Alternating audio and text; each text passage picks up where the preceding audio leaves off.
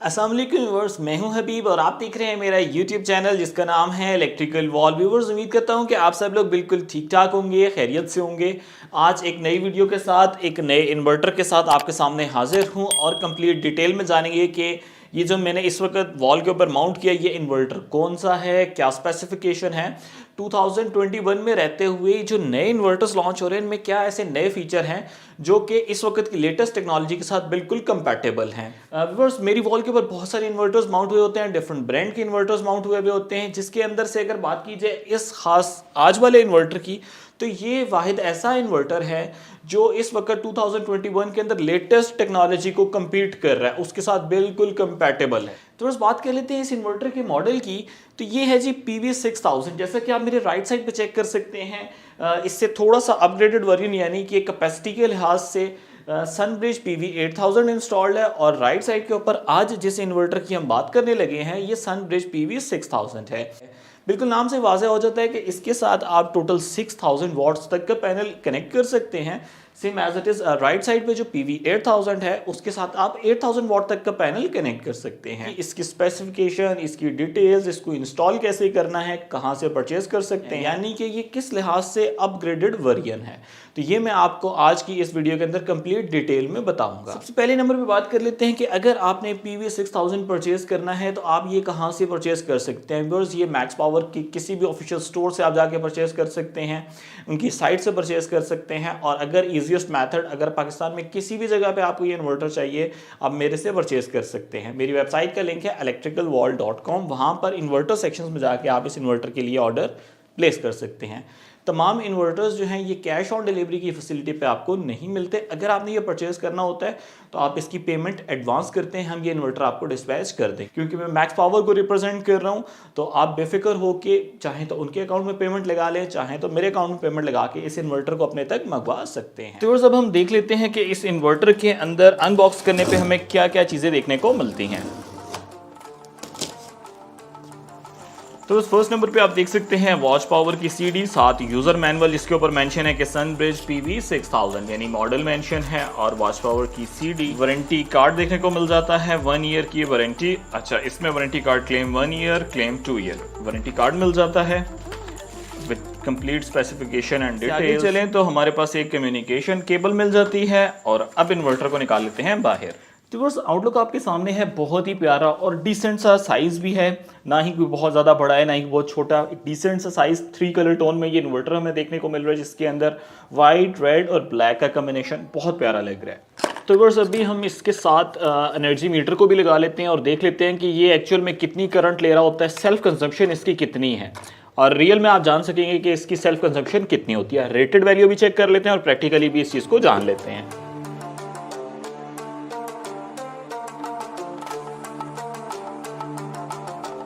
तो बस lower side के कनेक्शंस की बात कर लीजिए तो आप देख सकते हैं कि ये टर्मिनल्स हमारे पास AC चार्जिंग के लिए, यहाँ पर हम लाइन और न्यूट्रल को कनेक्ट करेंगे। और अगर आपके घर में अर्थिंग हुई भी है तो बेहतर है आप इस पॉइंट से इसे अर्थ कर दें। ये AC अर्थिंग है, ना कि DC अर्थिंग है। इसी साइड पे लोअर पे आप चेक कर सकते हैं, ये AC आउटपुट पोर्ट्स हैं जिसके अंदर लाइन और न्यूट्रल, और इसके साथ सेम एज इट इज हमें अर्थ यहाँ पर देखने को मिल जाता है।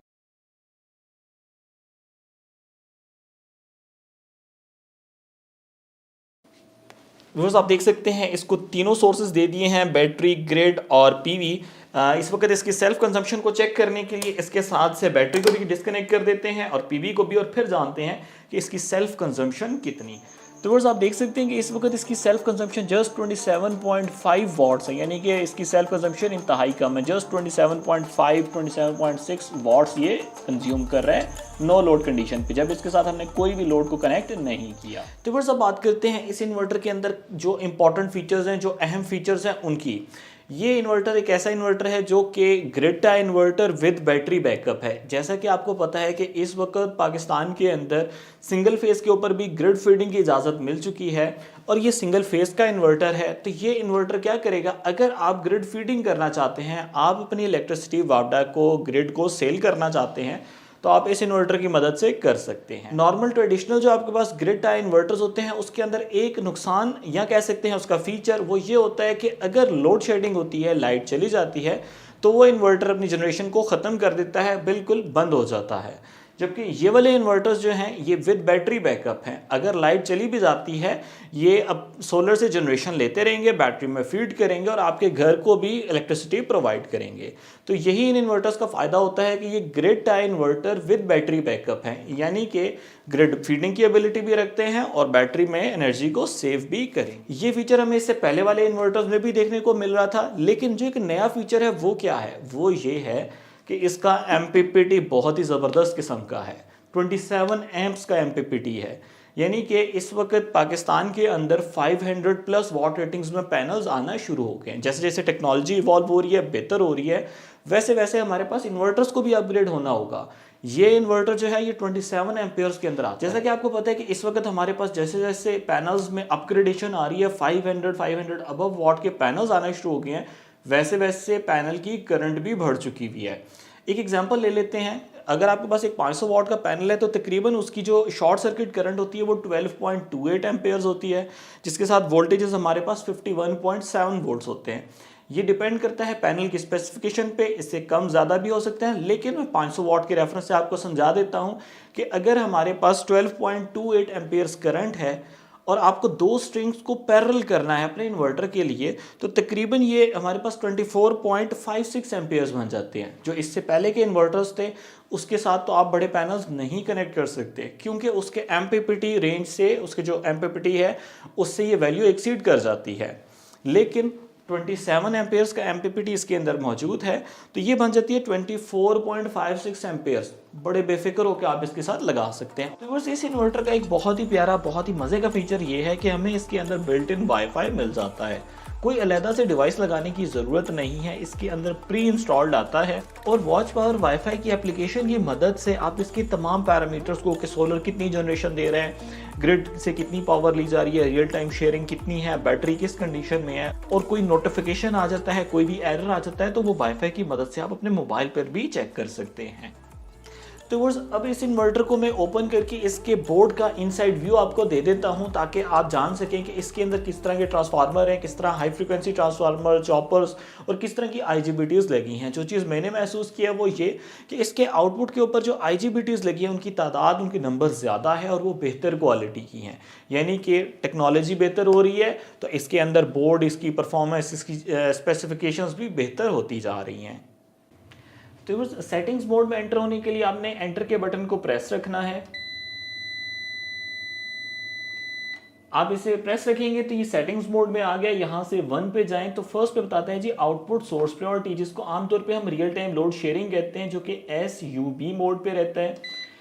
अगर आप इसको चेंज करना चाहें तो आप चेंज भी कर सकते हैं, इसको आप SBU पे भी लेके जा सकते हैं, लेकिन हम ज़्यादा प्रेफर करते हैं कि आप लोड को सोलर और यूटिलिटी के दरमियान शेयर करवाएं। 5th नंबर पे आ जाएं तो जी सोलर सप्लाई प्रायोरिटी, यानी कि जो सोलर से पावर आ रही है वो पहले कहाँ पे जाए। BLU का मतलब है कि पहले बैटरी में पावर जाएगी, बैटरी फिल होगी, उसके बाद लोड चलेगा। और इसी तरीके से LBU का मतलब है कि सोलर एनर्जी पहले लोड की तरफ जाएगी। डिफ़ॉल्ट के अंदर हमारे पास ये BLU पे आती है, तो हम इसे BLU पे ही रहने दें। 10 नंबर की सेटिंग ये बताती है कि आपकी बैटरी कहाँ से चार्ज होगी। फर्स्ट वन पे आप देख सकते हैं CSO का मतलब ये है कि बैटरी आपकी सोलर से चार्ज होगी, लेकिन अगर सोलर कम है तब ग्रिड से चार्ज होगी। SNU का मतलब है सोलर और यूटिलिटी दोनों से मिला के ही आपकी बैटरी चार्ज होगी।